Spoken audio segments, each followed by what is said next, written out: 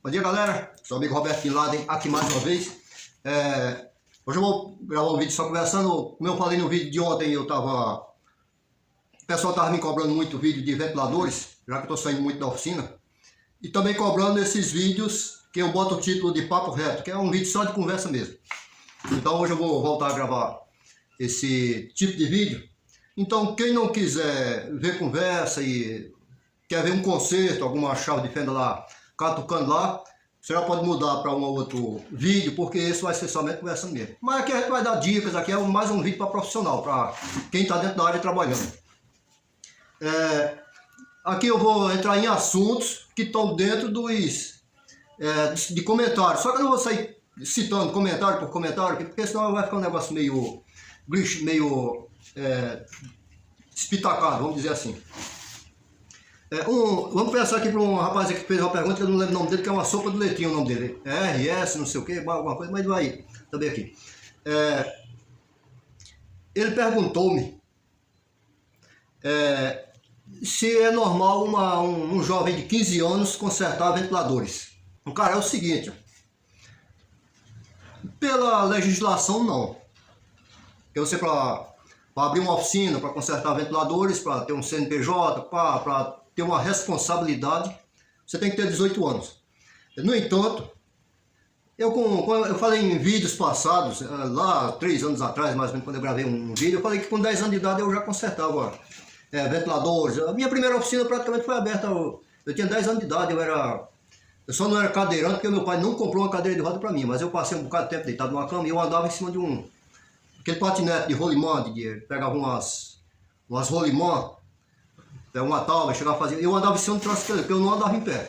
Só aos 12 anos, bem perto de 12 anos, foi que eu estava andando com a muleta, eu comecei a largar as muletas e voltei a andar em pé normalmente depois. Mas durante muito tempo eu fui uma pessoa praticamente paralítico, vamos dizer assim. Mas eu caminhava dentro de casa, para todo canto. 6 vezes foi numa cama, depois eu comecei a caminhar. Então ali durante aquele tempo ali que eu fiquei acamado mesmo, saí do hospital e o médico mandou comprar uma cadeira de rodas. Mandou meu pai comprar logo uma cadeira de rodas porque eu não ia mais conseguir andar. Só que na década de 70, rapaz, ninguém usava cadeira de roda não. Havia muita paralisia infantil, porque as vacinas na época não eram tão divulgadas, as pessoas não tomavam vacina contra a paralisia infantil, então naquela época você via muito aleijado. Eu camarada com um braço e uma perna. Mas ali eram muitos acidentes automobilísticos, o pessoal quebrava a perna, passava muita gente na porta do pessoal pedindo esmola, aleijado, aquela coisa toda. E cadeira de roda ninguém comprava. Era nego se virava de pau mesmo. Não é como hoje que tem toda a tecnologia. Hoje é muito fácil, você compra uma cadeira de roda ali para pagar em 10 prestações, um baratinho. Naquela época não, aí meu pai não comprou. E graças a Deus que ele não fez isso. Por quê? Depois, quando passou as dores, aí eu comecei a sair da cama, peguei aquele patinetezinho de rolimã e sentava em cima dele, saía me arrastando, pai. Depois aí tinha uma turma da academia de karatê perto, que era muito amigo do meu pai, aí disseram que iam fazer fisioterapia em mim, e eu ajeitei, pai, eles foram pegando um braço no outro ali, pai, ajeitando ali, até que eu voltei a andar. Mas mesmo depois de eu começar a andar, eu comecei a estudar algumas coisas dentro de casa e comecei a ver como era que funcionava, os circuitos elétricos, aquela coisa toda. Tinha uma vez chamada beabada eletrônica, comecei a estudar por aquilo ali, aí tinha um monte de sucata lá em casa, aí eu pegava aquilo ali, abria. Você com 10 anos, o pessoal já levava coisa lá para minha casa para consertar. Era ventiladores, era liquidificador, ventilador White Westinghouse, liquidificador, rádio ABC voz de ouro, então eu já ajeitava tudo. Agora, uma coisa que você tem que atentar é o quê? O que é que eu sei consertar? Porque eu falei ventiladores, mas o rapaz perguntou eletrônica. É assim, ó. Porque tem algumas coisas na eletrônica que são fáceis de consertar. Já tem outras que é um pouco mais complicado. Você tem que ter algumas ferramentas mais apropriadas, algumas coisas assim. E muitas vezes lhe complica. Lhe complica o quê? Eu consertei isso aqui. Pai, foi muito fácil. Pai, daí a pouco chega uma pessoa com alguma coisa que é praticamente impossível de você consertar por falta de ferramentas ou de experiência, de conhecimentos. E aquela pessoa lá vai querer que você conserte aquilo ali. Aí, uma criança de 15 anos, mas o camarada vai sair falando mal de você de qualquer jeito. Então, o bom é que você cria um nicho. O que é criar um nicho? eu tenho facilidades de arrumar, de encontrar para comprar, chegar na minha mão com facilidade telas de LCD? Tenho. Então eu vou consertar TVs de LCD. Pronto, quer TV de LCD? Você compra a placa, você compra a própria tela, troca, é fácil, não tem dificuldades nenhuma, a menos que você vá se aventurar em consertar a própria placa. Mas aqui na minha região todo mundo troca placa. Se tiver que mexer numa placa, a turma não quer, diz logo que não tem jeito. Vai comprar uma placa, compra a placa, o cara vai só comprando e colocando ali. Então você pode criar uma oficina dessa forma. Conserta TV de LCD na sua oficina. Pronto, aí ninguém vai aparecer ali com um aparelho de som cheio de coisa para você mexer. Mas todo aparelho de TV de LCD, você vai consertar. Por quê? Porque ali você vai saber onde é que você compra as barras de LEDs. Não é TV de LED não, é TV de LCD.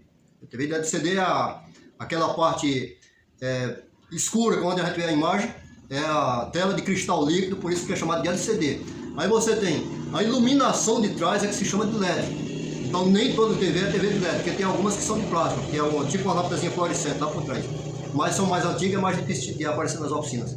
Eu até tenho uma que eu retirei da minha parede. Agora eu vou tentar consertá-la.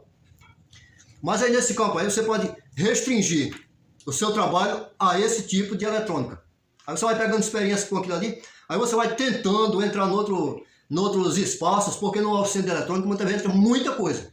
Mas muitas coisas, e muitas vezes o camarada esquenta muito a cabeça e sai naquela procura doida, e daí a pouco tá cheio daquela troçada dentro da oficina da pessoa. Um camarada com 15 anos de idade, muitas vezes ele pode não ter estrutura para nem sequer mentalmente para estar trabalhando com aquilo ali, até porque ele está envolvido nos estudos ainda. Ele não pode se enfiar numa coisa em que os estudos dele fiquem em segundo plano, ou até em último, ou então que saia totalmente dos planos. E quando você pega muitos trabalhos, eu, por exemplo, hoje, eu já não instalo mais antena parabólica. Ou seja, eu estou restringindo o meu trabalho dentro de oficina.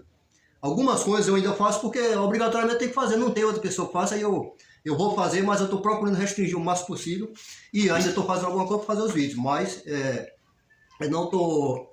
a antena parabólica, por exemplo, é restringir. Por quê? Porque eu estou velho, aí muitas vezes aqui o pessoal, a antena está lá em cima, 4 metros de altura em cima da casa, e lá vai botar uma escada, subir, sair tirando telha para chegar até lá. Um dia eu fui botar uma antena, o cara tinha colocado a antena lá em cima do pé de jaca, de manga.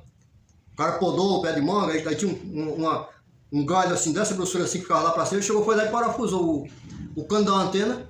Aí quando eu cheguei lá, está o cano da antena. Ele, como é que eu vou botar uma antena ali, cara? Não dá para botar, porque foi que botei o cano. Então, faz o seguinte, vai lá, coloque a antena lá em cima, depois que você colocar a antena, aí eu subo lá e faço o apontamento. Aí sai pra já, chegou, pegou a antena, aí, amarrou nas costas ali, subiu lá no pé de manga lá, numa escada até onde deu. Aí quando ele chegou lá em cima no tronco do ferro, onde ele tinha parafusado, ele chegou no lugar onde ele tinha apertado os parafusos, mas não tinha como ele subir lá em cima para colocar a antena lá. Aí tentou botar lá, a antena caiu, se amassou todo, só foi, não tem na moto, eu voltei para fora, para trás e deixei lá. Então, esse tipo de serviço aí eu abandonei por isso, que muitas vezes quem vai instalar, você chega, aí o cano já está no local, a pessoa tem que ter instalado num local de difícil acesso. Então, quem está começando também faz da mesma forma. Estou iniciando a carreira, então eu vou restringir que tipo de trabalho eu vou pegar. Quando você está interrompendo a sua carreira, chegando ao final dela, você também já começa a tirar algumas atividades fora, que é para você não se ficar muito atarefado, ficar mais tranquilo para você. Até porque eu confio mais num profissional que faz só um tipo de serviço do que num profissional que faz muitos serviços. Você está me entendendo? Se o cara ele é especializado em TV, somente em TV, ele não conserta som, ele não conserta nada, somente TV. Eu vou confiar que aquele ali é o melhor técnico de TV que existe. Eu tenho um camarada chamado, não vou dizer o nome dele não, porque mas quando eu morava na Paraíba, tinha um rapaz que, ainda chegando naquele negócio 15 anos, começa a trabalhar com 15 anos. Tinha um rapaz lá que foi vizinho meu durante um tempo, quando eu morei lá, menino lá acho que ele tinha a minha idade. Pronto, ele tinha a minha idade mais ou menos. Nós estudamos junto no mesmo colégio. Então ele fazia o quê, cara? O bicho era muito inteligente, viu? Ele fazia uns caminhão, mas uns caminhão grandes. Assim, grande que eu digo, mas era de brinquedo. Mas que dava para uma pessoa sentar dentro dele e outro empurrar o caminhão, o camarada sentar dentro. Ele fazia aquilo ali que ficava uma maravilha. Pegava de madeira ali, fazia bem bonitinho lá, pintava. Ele pegava o motor. Como era que ele pegava o motor? Ele chegava, pegava o barro, Aí fazia o bloco do motor de barro. Dentro do bloco de motor ele chegava, colocava um motorzinho de 6 volts, que era para girar a hélice lá do coisa. Então ele fazia tudo aquilo ali, ele fazia de barro por quê? Porque era mais fácil ele moldar, fazer todos os detalhezinhos. Aí depois pegava um fio elétrico para fazer aqueles canozinhos aqueles canozinhos do óleo diesel. Fazia, agora você olhava assim, parecia um motor de verdade mesmo. Aí chegava, ligava lá numa bateriazinha lá dentro lá, pilha, que na época não existia bateria, era difícil de encontrar. Eu estou falando dos anos 70. Então quando ele coisava ali, aí o bicho além de rodar a hélicezinha lá na frente, que é a hélice que refrigera o radiador, ainda fazia um barulho dentro que parecia que era o motor mesmo que estava ligado. Aí a turma ficava, todo mundo coisado com aquilo ali, ele pegava, tinha uns rádios antigamente que era desse tamanho assim, ó, os rádiozinhos japonês, eu esqueci até o nome deles. Ele era bem pequenininho, as pecinhas dele eram tudo coisado, era até difícil se queimasse um... Você desculpa o barulho, que aqui é uma rua comercial, aí sempre tem muito trânsito, muita gente falando. Se queimasse um resistor, era até difícil você tirar aquele resistor e colocar o de tão apertadinho que era. O rádio ficava bem pequenininho. Aí ali tinha um... Ele fazia o quê para botar um rádio nesse caminhão? Era um caminhãozinho Chevrolet que ele fazia. Ele pegava... Pronto, tá aqui uma caixa fóssil. O rádio era mais ou menos desse tamanho aqui, ó. Aí tinha lugar de você ligar aqui. Tinha lugar, ele só era um pouquinho maior por causa das pilhas, que... Naquela época não existia aquelas pilhas, a pilha palito que a gente chama, era pilha pequena, média e grande. Então ele era duas pilhas pequenas, aí o tamanho do rádio era o tamanho que coubesse as pilhas. Então era do tamanho da pilha um pouquinho mais para cima, quadradinho. Ele fazia o quê? Ele pegava esse radinho, aí fazia uma outra caixa de ferro, colocava por cima, aí o radinho tinha, desse lado aqui tinha o lugar de ligar, do outro lado aqui tinha de mudar as estações. Ele pegava, botava um parafuso aqui, desse lado, que a rosca do parafuso dava certinho naquelas estriazinhas do botão, do trimpotezinho. Aí quando ele rodava o parafuso aqui, aí ele rodava o botão aqui de aumentar o volume e desligar. Do outro lado ele fazia a mesma coisa, colocava um outro parafuso aqui, quando ele girava, aí ele mudava de estação. Pronto, aí aquilo ali era o rádiozinho do carro ali, ele ficava fazendo um desenhozinho lá frente, lá e pá. Aí empurrava lá dentro, ó, o rádio tem até rádio, o carro tem até rádio. Aí o cara todo, rapaz, esse camarada, em 1990, eu tinha ido pro Rio de Janeiro, em 1990 eu voltei. Ele tinha, como eu falei, ele tinha a minha idade, né? Quando eu voltei, ele tinha uma oficina mecânica, que ele só consertava rural, somente rural. Rural naquela época, lá na Paraíba, já estava saindo de uso. O pessoal já tinha muita rural que ainda rodava, mas eu não sei se até hoje tem, porque faz muito tempo que eu não vou na Paraíba. Mas muitas rurais já estavam encostadas, já não valia muita coisa, pá. Mas ele tinha um local assim, ó, que ele tinha umas 30 rural mais ou menos lá, encostadas lá. Muitas delas esbagaçadas, rural que capotou, que batia, que tinha andado PT, ele chegava, comprava aquilo ali, levava para lá. Aí quando o camarada queria consertar uma rural, praticamente somente ele tinha peça de rural. Ele não ia desamassar uma porta de uma rural. Ele chegava, tirava uma porta daquele lá, colocava ali, limpava direitinho. Ele conhecia tudo, toda peça de rural ele tinha. Por quê? Porque ele tinha um monte de rural, daí ele só tirava e colocava ali. Então ele era o rei da rural, lá na Paraíba. Podia ser que tivesse outros, mas que eu conheci lá era ele. Mas ele começou com 10 anos de idade também. Ele consertava rádio com 10 anos de idade, com 12 anos, até os 15 anos de idade que eu conheci ele, que eu tive contato com ele, ele tinha uma oficina lá, cheia de ventiladores, de tudo quanto era troço, ele chegava lá e consertava. Bom, então eu acho que já deu para tirar aqui uma ideia aqui do menino aí. Quando eu falei de 15 anos, pá, juridicamente, é porque você para ter uma oficina você tem que ter um CNPJ, você tem que fazer um MEI, que é um microempreendedor individual, que é para você começar a pagar a sua aposentadoria, para você poder dar uma nota fiscal, para isso, aquilo, outro. Para você que está corretamente com a oficina, você tem que ter essas coisas. E isso aí você só consegue por meio de... se você tiver 18 anos. Eu não sei se um de menor consegue ter um MEI, fazer um MEI. MEI. Microempreendedor individual. Eu não sei se consegue, mas se eu não me engano, eu acho que é a partir dos 18 anos. Bom, mudando de assunto, quem está abrindo uma oficina, como eu falei que em alguns vídeos que a hora de abrir a oficina é agora, nesse momento, por isso que a pessoa faz pergunta, porque muita gente que são meus seguidores abriram uma oficina depois que estão assistindo meus vídeos, não apenas meus vídeos, mas os vídeos do professor Marinho, lá de Ferramentas e Dicas, do Giovanni, desse pessoal aí. Esse pessoal vai assistindo vídeos no YouTube e vai abrindo suas oficinazinhas, vamos tomando coragem de comprar uma ferramenta, alguma coisa e... Mas a gente tem que ter um pouco de cuidado para quem está começando. Observe o que aconteceu comigo. O ventilador Mallory é um dos piores ventiladores que existe. E por aqui existe muito ventilador Mallory. A pessoa chegou para mim aí e disse, ó, você tem esse ventilador de 146 watts Mallory, de coluna. Aí eu peguei o ventilador e, quando eu peguei o ventilador com o fusível queimado. Aí eu troquei o fusível, tava travada a bucha, eu fui, coloquei uma bucha nova. Aí entreguei de volta. Mas quando eu entreguei, eu disse, ó, esse seu ventilador aqui está esquentando muito. Porque, gente, é assim, ó. Um ventilador de 126 watts em 220 volts, ele não pode dar 600 mA. Se ele der 600 mA, ele já está com a corrente alterada. É considerado corrente alterada. Significa que ele está esquentando. 57,2. 572 mA. Um ventilador de 126 watts em 220 volts. Então, o que você vai achar é menos de 600 mA quando você coloca um amperímetro nele. O amperímetro é esse aqui. Esse aqui é um amperímetro. Você bota lá, é muito pouco para medir 600 mA. Você pega o fio da extensão que você está ligando, você dá 10 voltas aqui. Ó. Se der 6 amperes, significa que é 600 mA. Mas o ventilador de 146 watts, ele não pode dar 600 mA. Se der, ele já está esquentando, porque ele é 572, alguma coisa assim. Dá até menos, às vezes, um pouco. Então eu cheguei, medi, quando eu medi, estava dando 800 mA. Aí o ventilador funcionando, eu tinha colocado bucha, aquela coisa toda. Pode ser que essa corrente alta seja as buchas, que esteja... Aí troquei para ter bucha nova, lubrifiquei, Aí a pessoa chegou, eu cheguei e falei, não, mas eu vou levar. Não, isso aqui tá bom demais, sabendo que esse motor não presta mais não, viu? Esse motor aí tá esquentando, Porque assim, o motor quando ele esquenta, ele vai esquentar também as buchas. Não é só a bobina que esquenta. A bobina esquenta, mas dentro do motor, eu tenho um aqui por cima, aqui tem o rotor, que é a gaiola de esquilo, que na verdade é um grupo de bobinas ali dentro ali, que quando a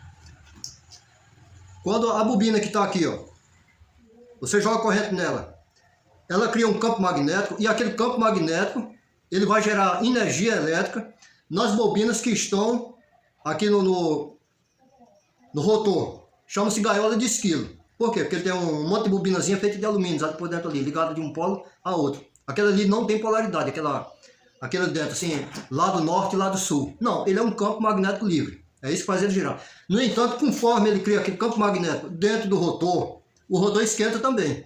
O rotor esquenta, porque são bobinas em curto. O rotor esquenta, passa para o eixo, vai lá nas buchas.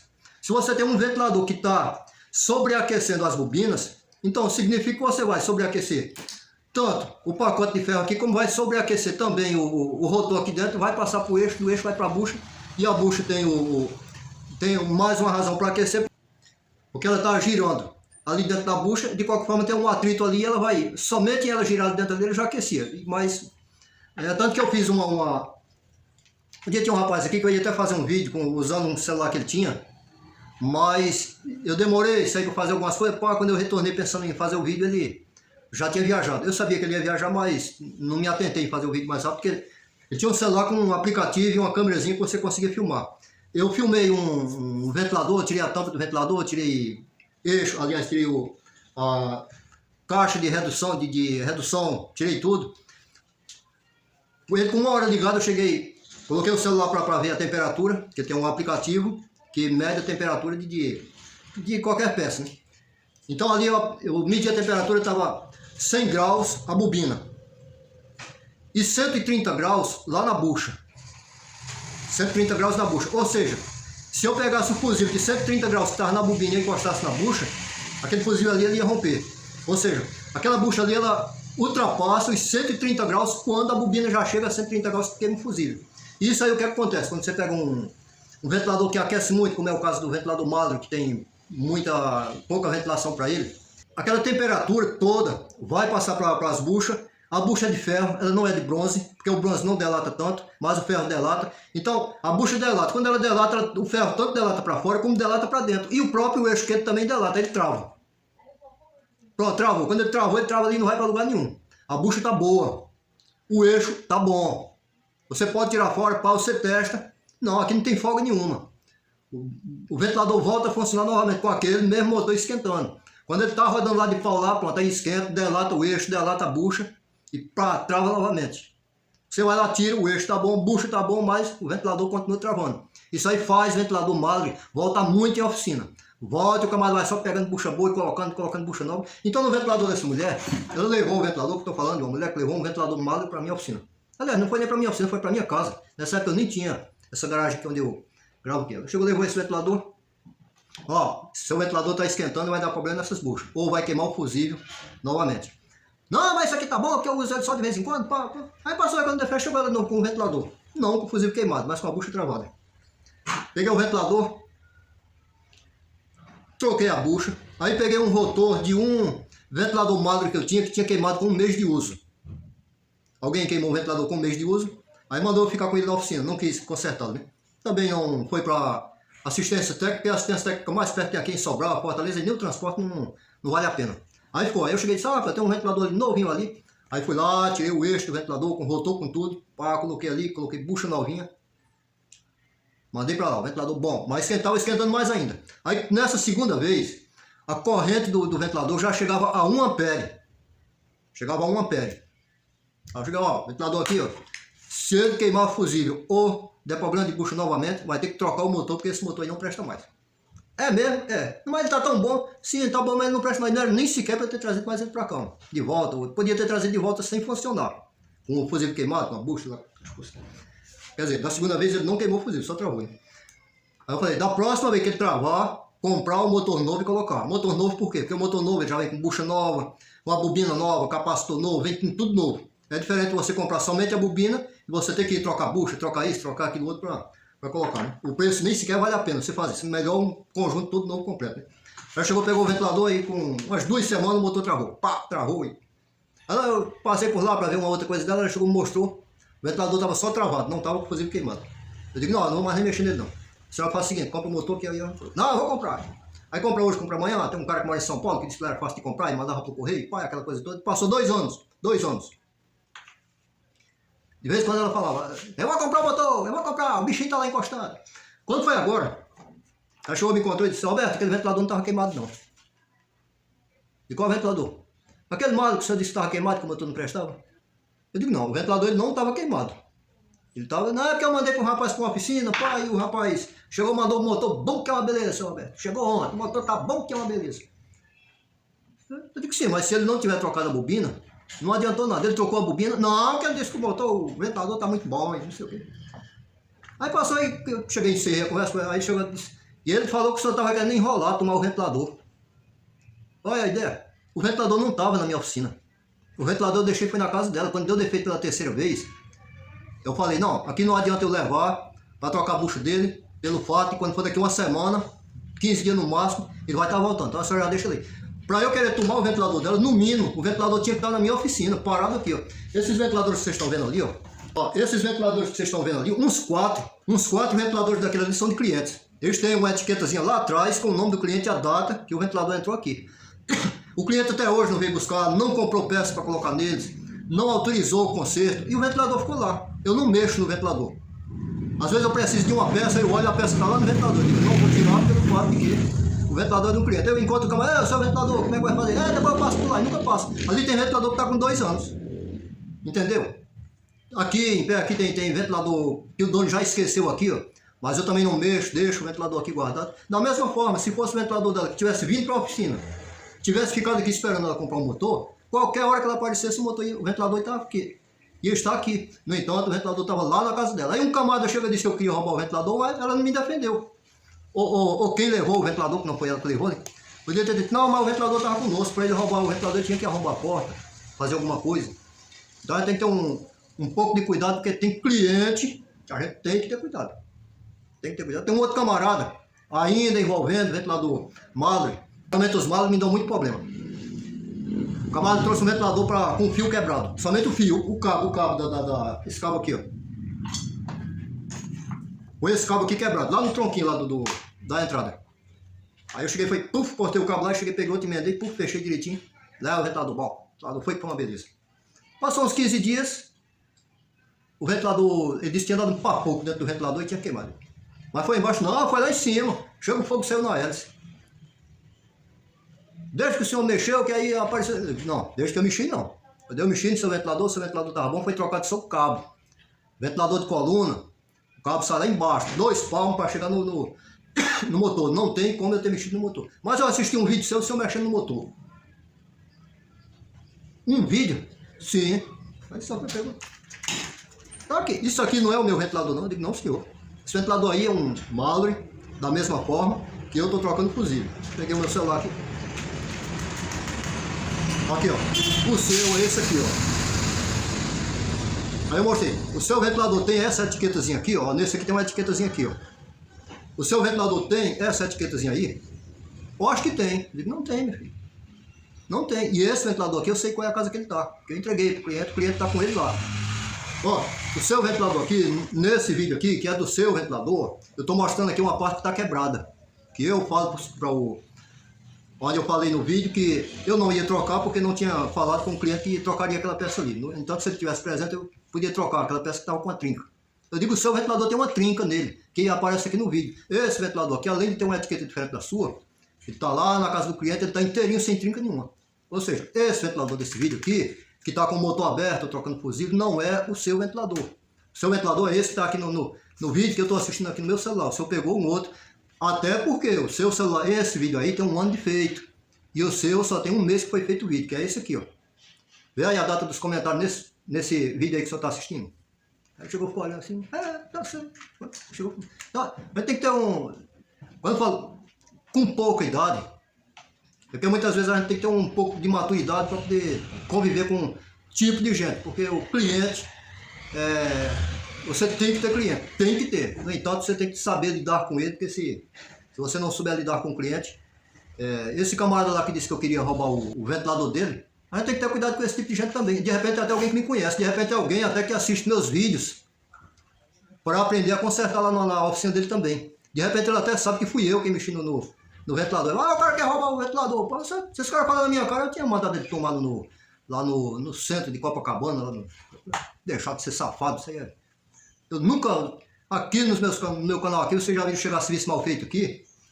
Mas eu nunca cheguei a esculhambar ninguém dizendo que o serviço foi mal feito. Pá. Rapaz, poderia ter ficado melhor. Pá. Mas se você dizer que poderia ter ficado melhor, não está dizendo que o camarada não sabia fazer ou fez mal feito.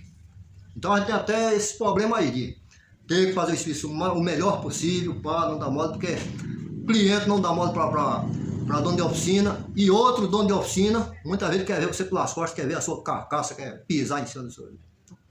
Mas aí eu já estou conversando demais. Se você gostou, deixa o like. Se não gostou, deixa o seu dislike. Se inscreva no nosso canal se você gostou. E tchau!